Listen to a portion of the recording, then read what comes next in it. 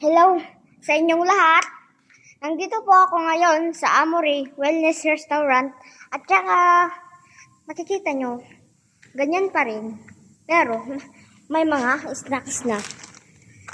Tsaka mas masarap na rin ang mga wine nila dun, oh. Tignan nyo.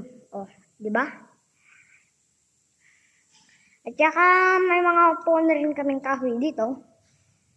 At pwede rin kayong mag-relax dyan. At saka may picture rin dito. At nandun po ang menu. Ang menu natin ngayon ay ito. At tara! Diba? Nandito po yung isa na maliit.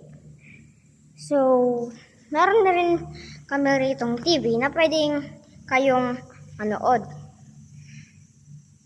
So, that's for it mga guys. Goodbye!